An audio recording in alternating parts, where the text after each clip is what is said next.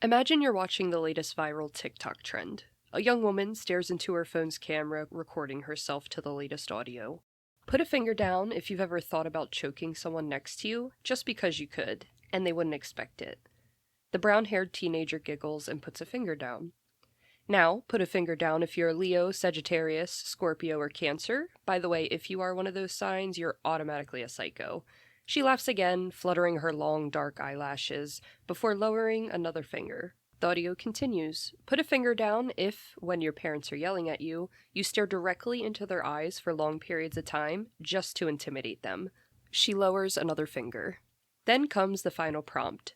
Put a finger down if you think you could kill someone and get away with it. This time, the 17-year-old leaves every finger standing. Little did she know how correct she was, and that this video, along with more than 4,000 others recovered by investigators, would one day be used against her in court for the murder of her boyfriend and his friend. Was it a tragic accident, or a murder committed at 100 miles per hour? I'm Gabby D, and this is the case of Mackenzie Shirilla.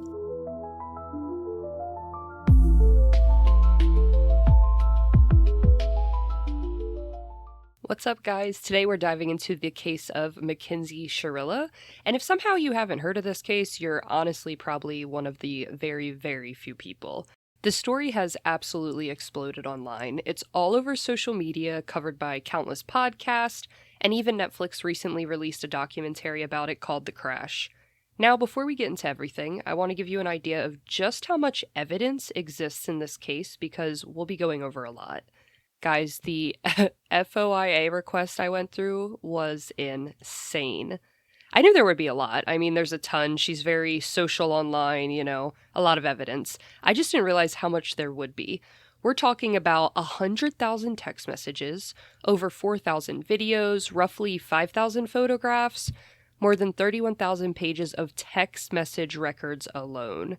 More than 2,000 pages of direct messages recovered from her various social media accounts, and honestly, that is just scratching the surface. There's Snapchat records, police reports, crash reconstruction files, body cam footage, jail calls, forensic reports, you name it, it is in there. This is one of the most heavily documented cases I've ever covered, and I truly believe it's just because of the world we live in nowadays.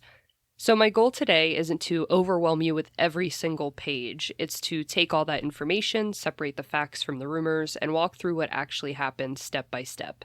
Because with a case this big, it's really easy to get lost in all the noise, so we'll walk through the timeline leading up to the crash. We'll get to know who Dominic Russo and Davion Flanagan really were behind the headlines. We'll also separate what's supported by evidence from what has become internet rumor. Now, with all that said, let's jump into Mackenzie Shirilla. Mackenzie was born on August 2nd, 2004, in Strongsville, Ohio, to parents Natalie and Steve Shirilla. Most of her friends called her Kenzie, and if you asked those friends what she was like, many would describe her as outgoing, loyal, fun to be around, just a good time. But if you were not in Mackenzie's inner circle, the description became a lot different. Like a lot of teenagers her age, Mackenzie wanted to be an influencer, a model online, and she was constantly posting, taking selfies, recording videos, building what she hoped would become an online following one day. Her Instagram is actually still public, and scrolling through it, you do get a vibe on who she is. She's very, very Y2K, juicy couture tracksuits, designer accessories, black Chanel earrings, perfectly styled extensions, heavy makeup. Everything on her social media accounts was carefully curated. Classmates would later say she looked like she watched Euphoria and made it her entire personality, and there are some texts to actually back up this theory from Mackenzie, from her wanting to do shrooms at a fair and a party to the makeup she wears. There's a lot of similarities.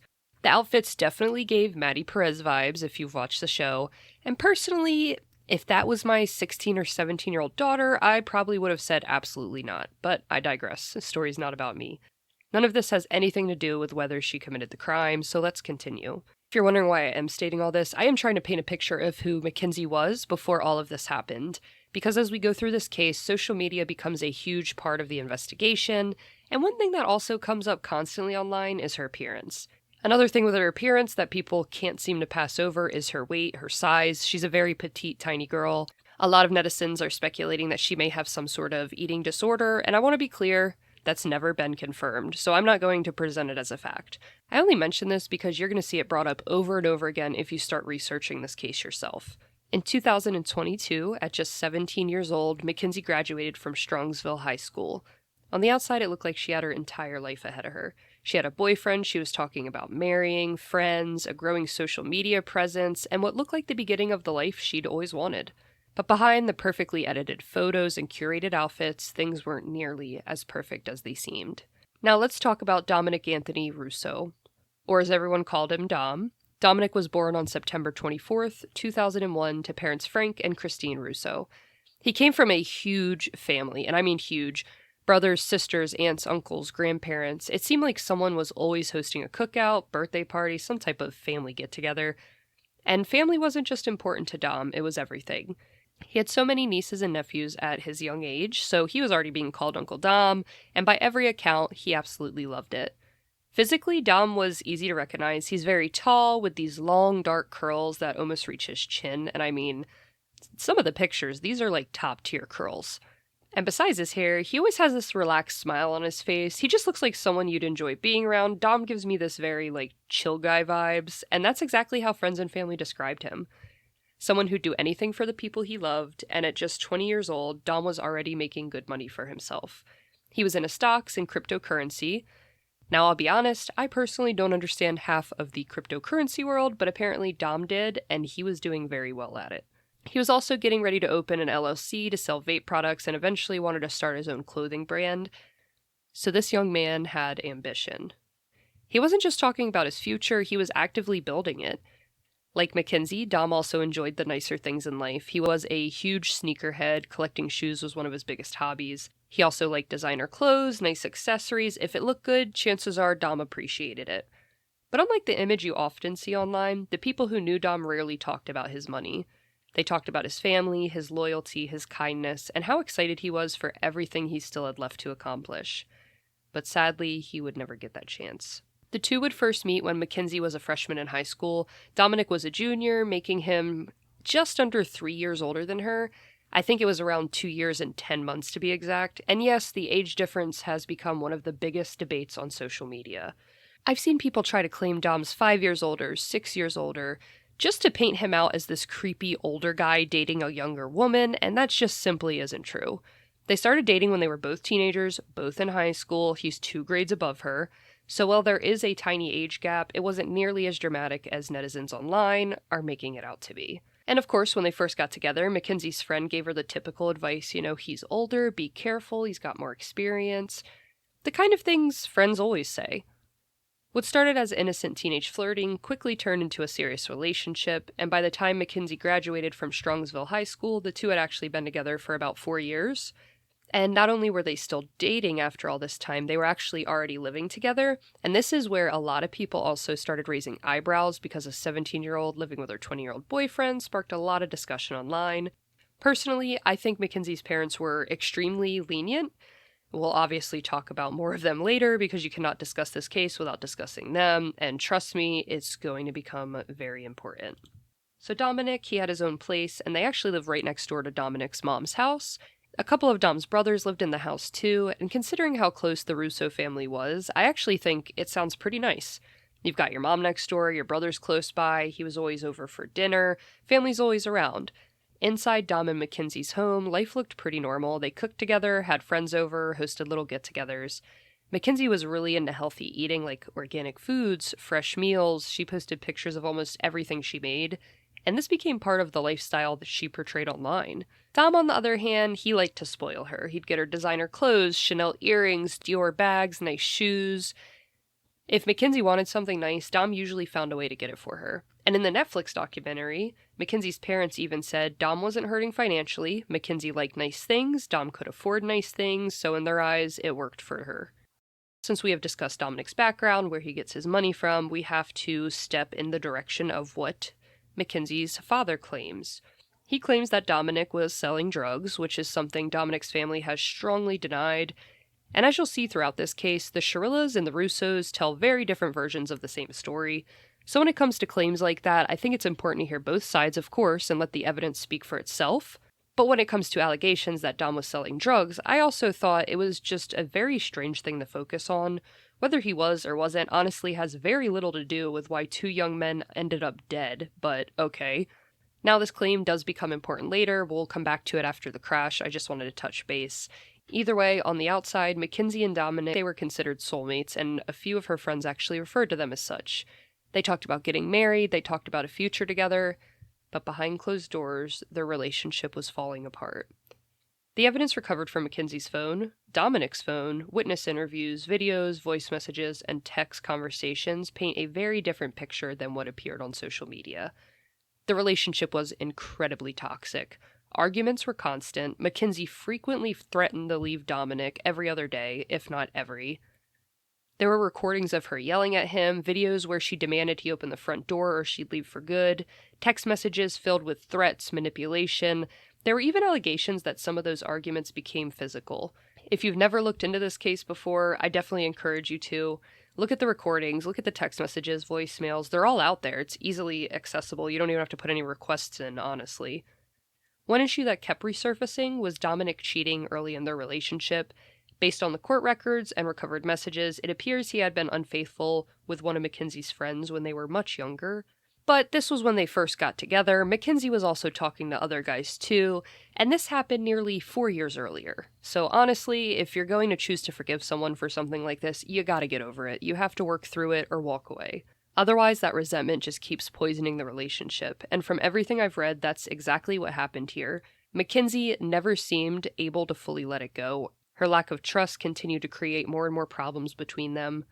Looking at the messages, the videos, the witness statements, it honestly reminds me of one of those toxic high school relationships that almost everyone has either experienced themselves or watched one of their friends go through. It was always breaking up, getting back together, fighting, making up. And as time went on, it becomes increasingly clear that the relationship was operating on Mackenzie's terms. It was her way or no way, and that's a quote.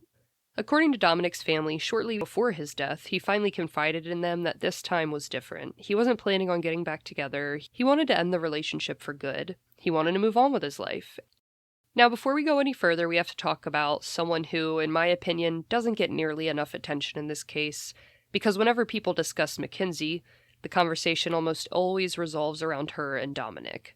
And somewhere along the way, another young man's story gets pushed into the background. That young man was Davion Flanagan. Davion was born on March 11th, 2003, and he was only 19 years old when he died. 19! He had his entire life ahead of him, just like Dom. Davion had 2 sisters, and if you've heard of this case, you've probably come across one of his sisters named Davyne. She's been incredibly vocal about her brother and has done everything she can to keep his memory alive, and also to stand up for her big brother.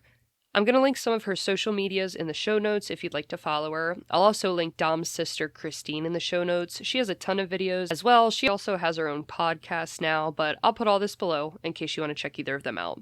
Now, Davion and his sisters, they didn't have the easiest childhood. Eventually, all 3 were adopted through foster care by Scott and Jamie Flanagan. And let me tell you, these 2 loved all of their kids as if they were their own. Scott has been one of the strongest voices throughout this entire case. Scott, as well as Davyne, have been featured throughout the Netflix documentary case. They're all over social media. They've also spoken publicly countless times about this. And Scott even caught the attention of Cardi B, who praised him for how fiercely he fought for justice for his son. Growing up, Davion, he lived and breathed football. It wasn't just something he played, it was who he was. He proudly wore his green Mustang jersey, and sadly, it would also be the jersey he was buried in.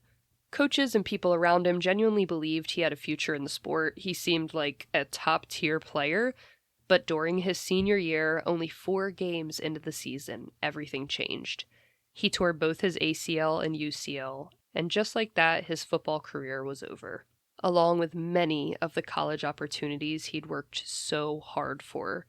His father later said that's when he noticed a change in his son. He hung out with new friends, started smoking weed, and occasionally doing mushrooms. Nothing you don't hear about with a lot of teenagers, let's be honest. And looking at it from the outside, it almost felt like he was trying to escape the reality that his biggest dream had just been taken away from him. Scott used to tell him something I've honestly never forgotten since hearing it. He would say, quote, "Show me your friends and I'll show you your future." And like most teenagers, Davion rolled his eyes. He'd stay out late, he'd push the rules. His younger sister Davyne would say he didn't hate his parents or anything like that. Even if he acted like it, he just hated the rules, which honestly sounds like every other teenager, myself included at that age. And I also have to add this, Davyne comes across as incredibly mature. She's very thoughtful, well-spoken, you can tell she was raised with good values, a good family, and listening to her talk about her brother, it's very heartbreaking. I lost my older sister a few years ago to illness, and honestly, there are still days where it just doesn't feel real for me. And I don't say that to compare our situations or take anything away from Davion and Dom's family, but I do know what it's like to lose someone you love, especially a sibling. Luckily, I was able to be by my sister's side while she was passing, and even after that. I got closure, and the last minutes with her surrounded by her family, and I got closure, and of course it helps when you can be surrounded by family in a time like this. And I say this because I can't even begin to imagine how much more painful it must be when that loss comes so suddenly, so violently, and with so many unanswered questions. But enough about me. Davyne described Davion as the kind of older brother who was always there when you needed him, someone who looked after his sisters, who was always constantly joking around. He was the first person to make you laugh when you were having a bad day. Friends described him as having an infectious smile, and honestly, if you look at pictures of him, you see exactly what they mean. Davyne would add how he would cheer her up when she was sad, he'd crack a joke, or he'd break out in one of his famous raps. And after football was taken away from him, he had to find another dream. So he wanted to become a barber. He made plans to attend barber school, finish training, and one day open a shop of his own. It was a fresh start, a new direction, one he also was genuinely excited about. But on July 31st, 2022, that dream ended before it ever had the chance to begin. 2 officers arrived after getting a call about a crash at the intersection of Alameda Drive and Progressive Drive. To set the scene for my auto listeners, YouTube viewers, if you've noticed, I've actually been trying to work on my editing skills, and I've gotten as far as learning how to put multiple pictures up, so I'll be sure to put them in there for you. But for my earhole listeners, the road, it pretty much makes a T-shape. You're in what looks like a residential neighborhood, but it's a bunch of small businesses sprinkled throughout. You pull up to a stop sign, and you can only go left or right. There's literally no street straight at all. If you go straight, it's just a huge factory, and this factory is ran by a company called the Pipeline Development Company, aka the Plidco Building, which is a leading manufacturer of pipeline leak repairs and maintenance fittings, so it's a big, loud, huge factory. Now, the car that was called in, it seemed to have gone straight through that stop sign, so it went straight ahead where there's no road, right through a very large sign, and then it went right into the factory building behind it. Just to give you a timeline, investigators believe the crash happened around 5:30, and police didn't arrive until 6:15 to 6:20 a.m. It actually took quite a while before anyone even realized the crash happened. According to body cam footage and reports, a man riding his motorcycle came across the wreckage and called 911. One question I see all over the internet is, how did nobody inside that factory hear the crash? Because we later find out she's going around 100 miles per hour, and if you see the footage of the accident, it's literally like a bomb went off. So I get it, fair question. And when you see the aftermath, there are photos online. If you haven't seen them yet, pause this episode when you get a chance. Head over to our social media and check them out. I did post a whole album from the crash scene, and the damage is unbelievable. Looking at those pictures, it's obvious this car was traveling incredibly fast. But at the same time, this wasn't a quiet office building they crashed into. It was a massive manufacturing plant. There's heavy machinery, constant industrial noises, workers spread throughout the building, some likely wearing hearing protection. And from what we later find out, everyone was actually on the opposite side of the building, so I'm not surprised no one immediately realized what had happened, and when the first officers arrived on scene, they ran right towards the vehicle. And right away, one of them commented that the car looked like it had been split in half. Another officer said it looked like it exploded, and honestly, after seeing the photos, yes, to both. The passenger side of the vehicle was almost completely destroyed. The engine had been shoved backward, metal was twisted everywhere, the rear of the vehicle barely resembled a car anymore, but somehow, the driver's side remained more intact. It was still catastrophic, don't get me wrong, but compared to the passenger side, there was actually enough space for the rescuers to reach inside. And that's where officers found 17-year-old Mackenzie Shirilla. She was still wearing her seatbelt, folded forward, her head trapped beneath the dash, and at first, officers weren't even sure she was alive. They thought all three were dead. They began breaking the windows to get a better look inside, and as they searched the vehicle, they noticed 2 young men on what remained of the passenger seat. Neither one was wearing a seatbelt. One was 19-year-old Davion Flanagan. He had been thrown over 20-year-old Dominic Russo. They were stacked on top of each other. It was immediately obvious that both men were DOA, dead on arrival. And at first, like I said, they believed Mackenzie was dead as well, but then they noticed her chest rising and falling. They could tell she was still breathing, and just like that, the focus of the entire scene shifted. 2 victims far beyond saving, but one still had a chance. And there's this moment in body cam footage that has really just stuck with me. It just hurts my heart. One of the officers actually recognizes Davion from high school football, and you hear him quietly say something along the lines of "Rest in peace, buddy." It's only a few words, but hearing someone realize they're looking at a kid they actually knew, it just hits differently. There are also reports that either a paramedic or an officer became physically sick, they had to walk away, and they actually started vomiting nearby, just because how devastating the crash scene was. It's horrific. If you see the photos, like I said, I know I said it 3 times, check them out. But if you've seen the photos, you can't even imagine. Now, back to Mackenzie. Initially, she appeared to be unconscious. Rescuers weren't sure how badly she was hurt, or even if she would survive. As they worked to free her from the wreckage, she was kind of coming in and out of consciousness. She was able to tell them her name. She asked what was happening. Considering she'd just survived an unbelievably violent crash, it makes sense that she was drifting in and out of consciousness. Most of the time, responders couldn't really understand what she was trying to say. She'd wake up, mumble a bit, pass back out, wake up, ask questions, pass back out. And eventually she was airlifted by helicopter to the hospital. Inside her purse and the vehicle, they found a small amount of marijuana, a vape, a bong, a digital scale, and cash. They also located some mushrooms that were found inside a red backpack.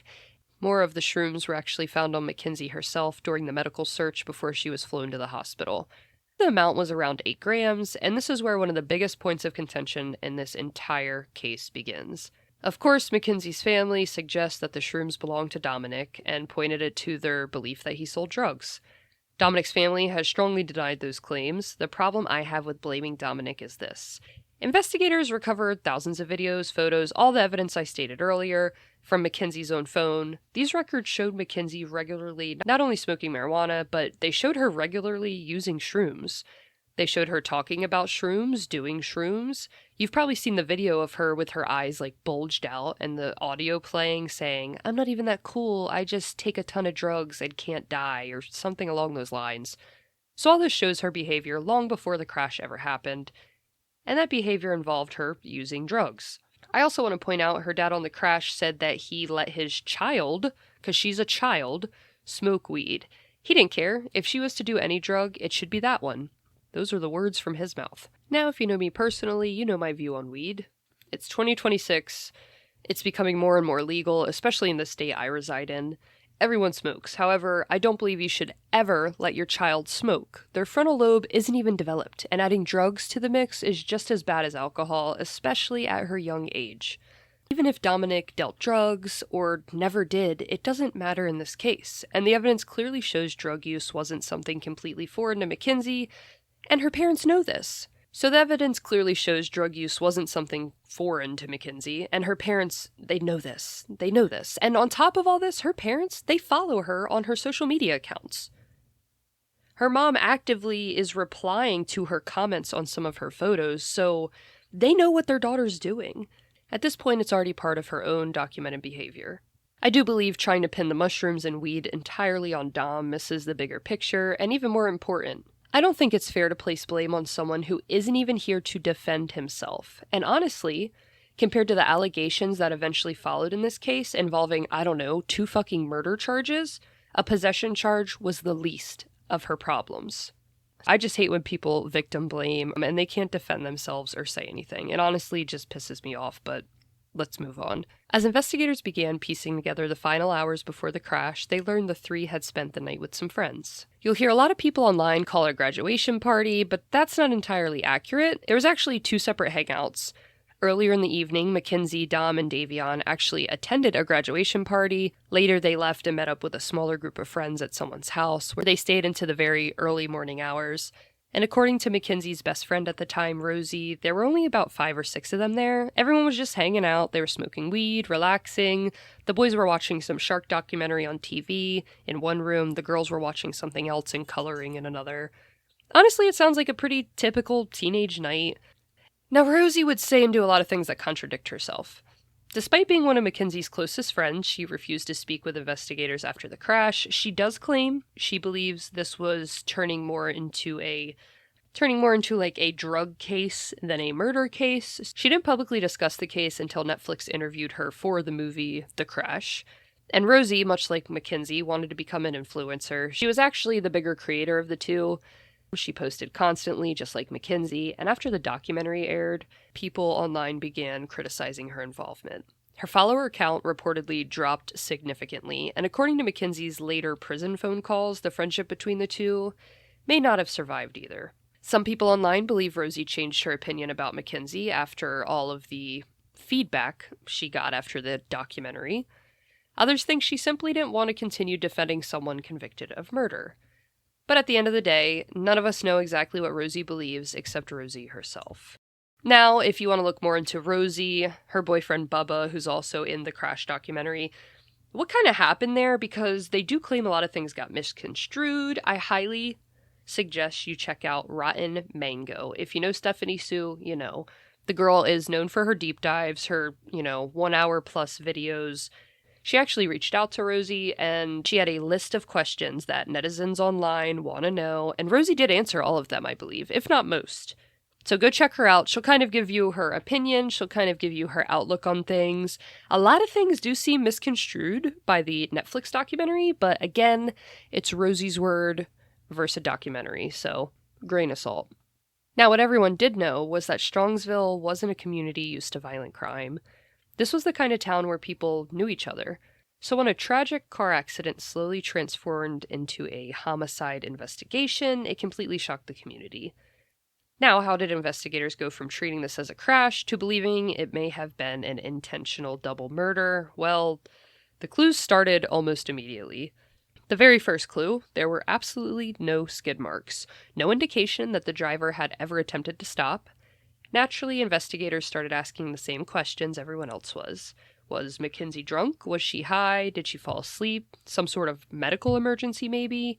Or was something much darker at play? The day after the crash, detectives went to the hospital, hoping Mackenzie could answer some of those questions. But first, let's discuss just how badly Mackenzie was injured, because it was bad. Mackenzie suffered a fractured femur just above her knee, broken ribs, a lacerated liver, a lacerated kidney, her tricep was completely torn from her bone, her neck was broken, damaging both carotid arteries, she was bruised from the head to toe, and honestly, the bruises on her face were probably the least concerning thing about her injuries. Looking at everything, she somehow managed to survive.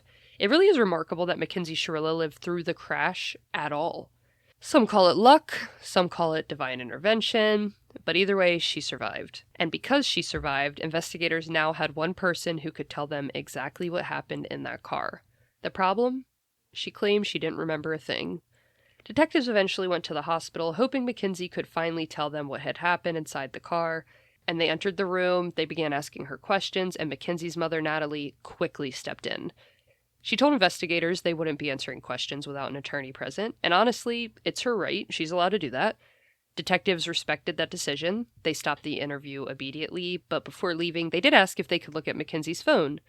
Now, Natalie, she didn't hesitate. She gave investigators the passcode and voluntarily handed over her daughter's phone.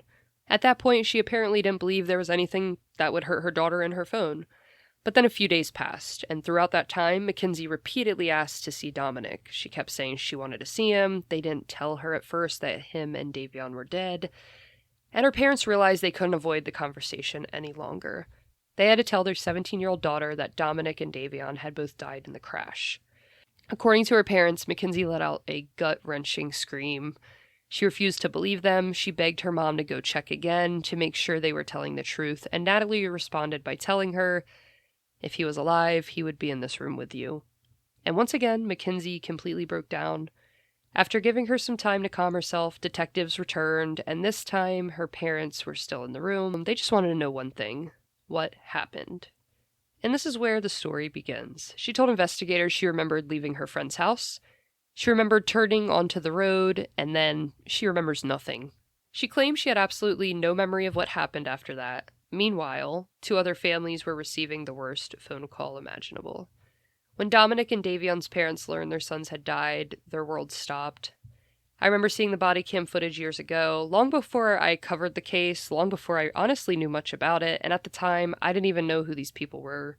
Dominic's mother's reaction has always stuck with me through the years. So when I came across the footage again while researching this case, I immediately recognized her, and it just made so much more sense. Recently, the full video has started circulating online again, and guys, even I have lines I won't cross. Curiosity is one thing, but just be respectful. Don't repost it, don't share it around for entertainment. These are real parents experiencing the worst moment of their lives. Dominic's mother completely broke down. His father reacted differently. He was calmer, almost like his brain couldn't process what he was hearing, and he just kept asking questions. My son's dead? Another young man is dead? She's in the hospital? I've seen people online criticize the way he reacted. Personally, I don't think any of us have the right to judge how someone responds, learning their child has just been killed. In my opinion, I also think his dad, he just looks shocked. He looks like he's in shock. He does not believe it. And of course, there is never a correct way to grieve these situations. Davion's father, Scott, he had a bit of a different reaction. Almost immediately, something just didn't sit right with him. He couldn't shake the feeling that something about the story didn't make any sense. And on top of it, Mackenzie didn't remember anything. Now, to be fair, she had survived an absolutely horrific crash. She suffered a serious head and neck injury. She'd been found folded beneath the dash, memory loss after trauma. It's not unheard of. But Scott couldn't get past that. As he later said, the timing seemed really perfect. I don't understand how your amnesia just lasted the exact right amount of time. Now, I did go through a couple car accident cases where memory was lost, but usually you remember right up to the point of the crash. You remember the conversation you're having with your loved one in the passenger seat. You remember the music playing on the radio station. You just don't remember the impact. But Mackenzie didn't remember a lot more than that. And at that moment, Dominic's family reacted very differently than Davion's. They rallied around Mackenzie. They comforted her. They checked on her. They truly believe she just survived the worst day of her life. And honestly, if that had been nothing more than a terrible accident, I completely understand that reaction. Imagine waking up to learn you had accidentally killed not only one of your friends, but the person you loved most in the world. It's unimaginable. Now, just a couple days after the crash, 2 of Davion's friends walked into the police department. And honestly, I think this was a first major turning point in the investigation. They told detectives they had information that could help.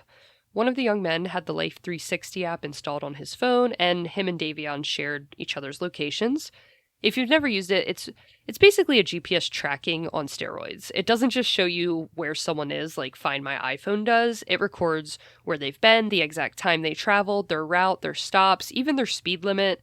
According to the Life 360 data, Davion's phone was still active around 5:35 that morning, and the crash occurred roughly a minute later. Then his phone went silent. But before it stopped transmitting, the app showed something investigators immediately focused on. After leaving their friend's house, the car made one specific turn before they got on the road she would fly down and crash into the building on.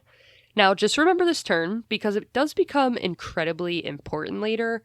Immediately after making the turn, the vehicle rapidly accelerates. Life 360 estimated they reached approximately 95 miles per hour on a road with a 35 mile per hour speed limit. The friends also told investigators they believe Dom and Mackenzie may have been arguing while Davion sat in the back using his cell phone. I feel like we've all probably been there when either a couple's fighting or something's just going on and we don't want to be a part of it. We just look busy and we get on our phone, right? So it seems like Davion might have been doing that up until the point of the crash. Now these friends, they believe Mackenzie became angry. She drove recklessly and crashed intentionally into that building. They also informed detectives that everyone had been smoking marijuana that night and that psychedelic mushrooms may have been involved. Because of that information, investigators wanted toxicology results immediately. Thankfully, the hospital collected a ton of different samples when Mackenzie arrived by helicopter after the accident, and those samples were preserved. Here's something I constantly see people also get wrong on the internet. I hear people say you can't test for mushrooms. That's simply not true. You absolutely can test for psilocybin. The issue is that most local crime labs don't routinely perform that type of analysis, so Cops, detectives, they don't test for it. But investigators can send these preserved hospital blood samples to an out-of-state laboratory that specializes in the testing of psilocybin, and that's exactly what they did. They weren't going to guess she was on shrooms. They wanted a definitive answer. They wanted to see what was in her blood. And honestly, looking through Mackenzie's phone, I understand why. Like I said, countless videos of her smoking weed, eating shrooms. So the idea of her being high and causing the crash, totally possible. And on top of this, all the evidence I mentioned earlier, there's a lot of footage of her driving while smoking. I mean, she's hitting the bong while she's driving, she's smoking blunts while she's driving. Most of the time, she isn't even looking at the road, she's too busy looking at her phone. And a lot of these times, I just want to point out, when she crashed, she did have her seatbelt on. But in most of these videos, I can't even really think of one. She's not even wearing a seatbelt. So her wearing a seatbelt is out of character as well. Naturally, investigators started asking themselves, was she impaired when this crash happened? Even the assistant prosecutor would mention that marijuana use became a regular part of Mackenzie's life. It wasn't something new, so while they absolutely needed to investigate the impairment, they weren't convinced marijuana alone explained what happened. She was used to driving high, she drove high all the time, only God knows how long she's done it for, so they think there was other attributes like the shrooms that they found on her. Then the toxicology reports came back. There was no detection of alcohol, no detection of shrooms. The only substance found in Mackenzie's system was THC, which meant investigators were back to where they started. If drugs didn't explain why she drove nearly 100 miles per hour into a building, then what did? Rosie, on the Netflix documentary, she also claims Mackenzie wasn't high that night. According to Rosie, Mackenzie had been coughing up dark brown and black phlegm, and she just decided to take a break from smoking until she felt better and her throat healed. Now, whether that's true or not, I honestly can't tell you. Again, Rosie refused to speak with police during the investigation, so this information didn't come out until years later when she sat down with Netflix. Another person that would be interviewed is Rosie's friend, who everyone refers to as Bubba. This is actually Rosie's boyfriend. Now, Bubba, he played football with Davion and considered him one of his best friends. That morning, Bubba actually asked Davion if he wanted to ride with him instead of Mackenzie and Dom. The plan was that the next day, Bubba and Davion would actually paint his truck and work on it a little bit, and Davion, he originally agreed he was going to go home with Bubba. But at the last minute, he changed his mind. He told Bubba he wanted to ride back with Dom and Mackenzie instead so he could get some sleep and take a shower. Davion's family, they were out of town, they weren't available, so Davion stayed with Dom and Mackenzie at Dom's house. So he was going to go home. You gotta think it's after 5 a.m., get a shower, get some sleep, get his clothes. Then he'd meet back up with Bubba afterward. Bubba would later say before leaving, Davion actually gave him a hug and said, "I love you, bro." And he said that wasn't something Davion normally did. Looking back now, he's grateful those were the last words they shared. Dominic's family had a similar story. His father actually said around 3 that morning, Dom sent him a simple text message that just read, "Love you, Dad." And those little moments, they always get me. They always pull at my heartstrings. I feel like it's just crazy. Ty and I were talking about this the other day, and sometimes people say or do something completely out of the ordinary, and it unknowingly becomes the last memory their loved ones have of them, and it's just beautiful. It's nice when we can see those little moments. Around 5:30 that morning, Mackenzie, Dom, and Davion left their friend's house, and according to that Life 360 app, Davion's phone stopped transmitting at approximately 5:36 a.m., which leaves us with only a few short minutes after they left the house. Just this tiny window of time, but something happened inside that vehicle. We just don't know exactly what. Around the same time, another person came forward, a former romantic partner of Mackenzie. Whether you want to call him an ex-boyfriend or friends with benefits, I'll let you decide, but either way, he told investigators he and Mackenzie had been talking while she was also involved with Dominic. Eventually, Dom found out, and Mackenzie had to choose between the two, and she chose Dom. During his interview, he described Mackenzie as extremely controlling. He claims she told him she put a voodoo spell on Dominic, so he would never leave her.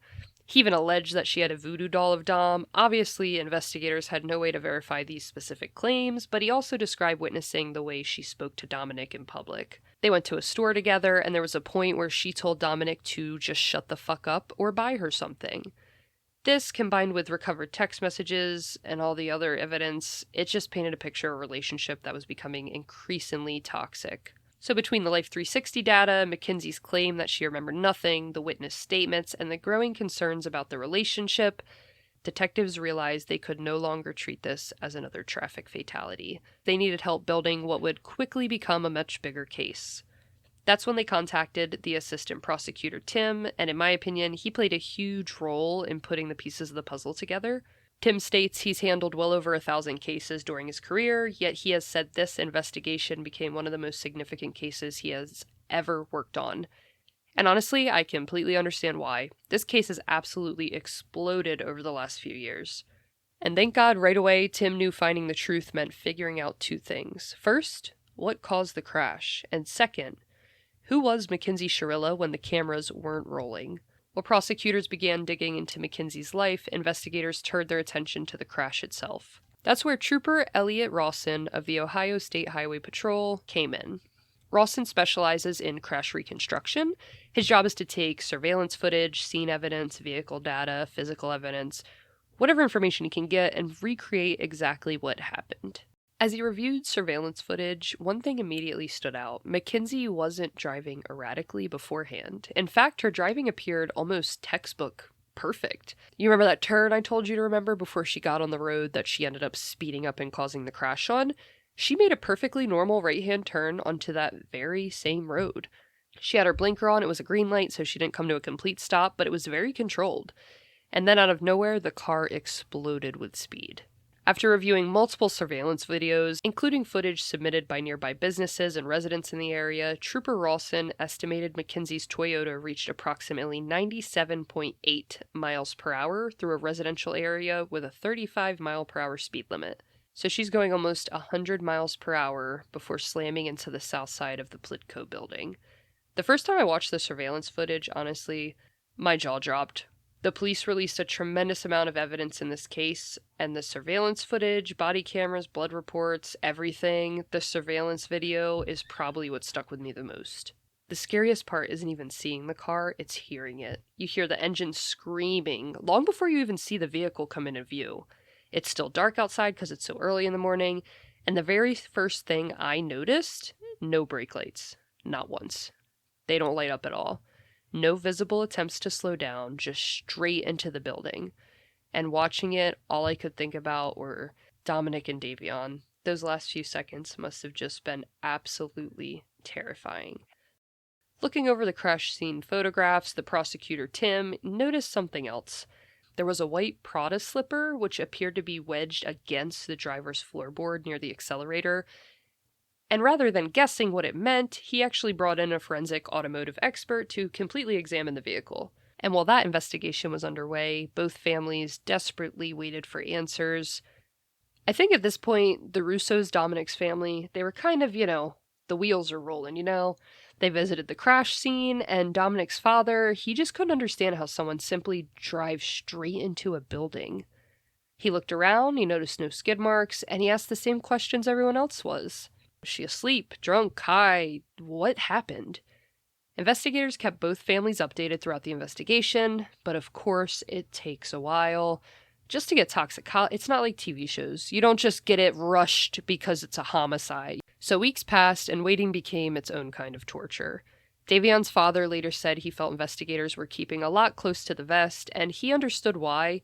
They were building a case, but understanding it didn't make the waiting any easier. While crash reconstruction continued, detectives and prosecutors started digging into Mackenzie's background. I want to circle back to something Davion's younger sister, Davyne, said. She admitted she never really liked Mackenzie. They weren't close. She knew of her because of Davion, same friend group. But she told him privately more than once that something about Mackenzie just didn't sit right with her. Davyne did believe Mackenzie had carefully constructed this image of herself, one that she only showed to the world. But according to Davyne, the person behind that image was someone very different. And as if Davyne and her family didn't already have a negative opinion of Mackenzie, the weeks after the crash only made things worse. At one point, Mackenzie felt the need to reach out to her with a message that read, "Sorry for what happened. He was a brother to me. It was an accident. I didn't mean to." Now, Davyne, she never responded. In her mind, there wasn't anything left to say to the person who killed her brother. Now, let's pull back the curtain a little bit, because investigators weren't just trying to figure out what happened inside the car, they were trying to figure out who Mackenzie Shirilla was. Not the version everyone saw on Instagram, the carefully edited it girl persona. They wanted to see the real person behind the screen. And as they searched her phone and interviewed classmates, a very different picture started to emerge. And I know we kind of touched base on how nasty she is. I mean, there's no other way to say it. She's not a good kid. She's not a good person. But we're going to dig a little deeper into who Mackenzie Shirilla is. First, investigators, they started to recover videos of Mackenzie telling people to, quote, go fucking kill yourself and, quote, go die, bitch, simply because they disagreed with her and her opinion. Multiple classmates described her as a bully. She was aggressive. She was mean. Some people often tried to avoid her because they didn't know how she'd react. She constantly was telling people to kill themselves, constantly cussing people out. She'd tell girls they were fat. She'd tell them to go throw up. Like I said, ironically, people online constantly commented on Mackenzie's own appearance. Many speculated she suffered from some kind of eating disorder because of how thin she appeared. This has never been confirmed. It could just be genetics. It could be a medical issue. We simply don't know. So I'm not going to speculate, but regardless of the reason, investigators found repeated examples of Mackenzie using someone else's appearance as a weapon. She was a big bully. Honestly, a lot of bullying through Instagram and Snapchat. Like, she'd just DM you talking shit. And this wasn't just an isolated incident. This is a pattern with her.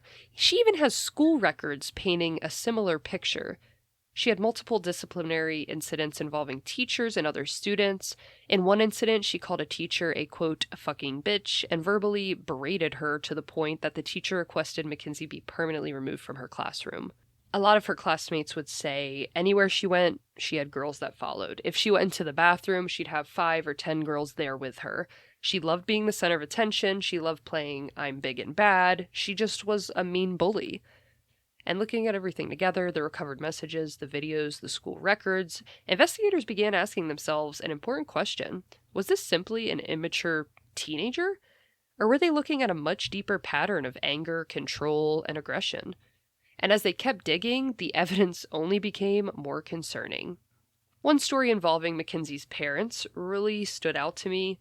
This is actually from the crash as well, and it's her father, Steve. And Steve Shirilla, he was recalling a time Mackenzie got suspended. It was like the last day of school or the day before.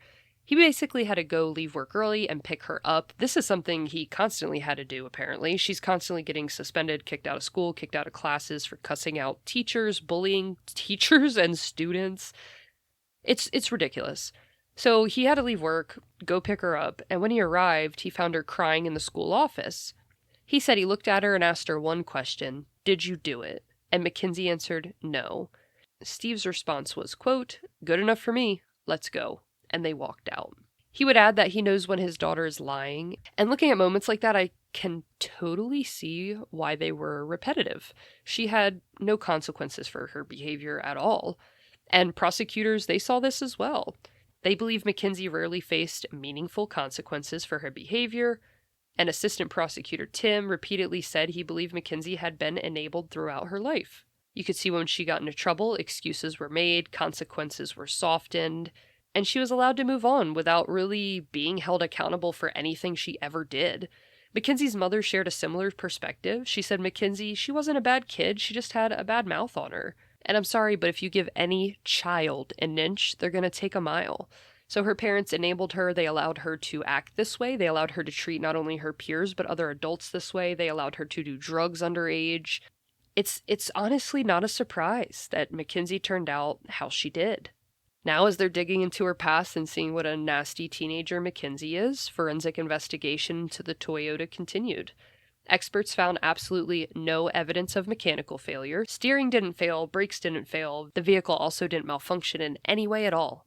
Nothing was wrong with that vehicle. Investigators also determined that white Prada slipper hadn't become stuck under the accelerator before the crash. Instead, they concluded the violent impact crushed the floorboard around the slipper, trapping it in place afterwards. So one possible explanation, the Prada slipper, eliminated, but investigators still needed one final piece of evidence, the vehicle's event data recorder, better known as the EDR or the car's black box, which is pretty much what everyone refers to it, I feel. I feel like it's more commonly referred to as the black box. And think of this like an airplane's black box. It records critical information in the moments leading up to a crash. Vehicle speed, accelerator position, brake application, steering input, seatbelt use, airbag deployment, engine RPMs, acceleration and deceleration, safety system activation. Pretty much this can help reconstruct exactly what happened. And considering this Toyota had been nearly torn apart, investigators weren't even sure the black box survived. But somehow it did. They were able to download the data, and what it revealed changed this case forever. What started as a tragic car accident was now becoming a double homicide investigation, and next week, we'll go through every second recorded by that black box. We'll go over Mackenzie's arrest, the trial, the evidence prosecutors used to convince the judge this was a murder. We'll go over her sentence, and how Davion and Dominic's families are now fighting the changed laws, so future killers can't profit from crimes like this. Now, this ended up being a longer episode than I originally planned, so it will be broken down into two-parters. After reading thousands upon thousands of pages and reports and watching body cam footage, everything, I'm done with this case. I'm done with Mackenzie Shirilla. I am done hearing about it. I want to be over it. So part 2 will bring us to an end. Patreon members, you'll get it early, as always, once it's edited and uploaded, and don't forget, you also get your bonus episode coming this week. I'm Gabby D, and as always, never forget the names behind the headlines.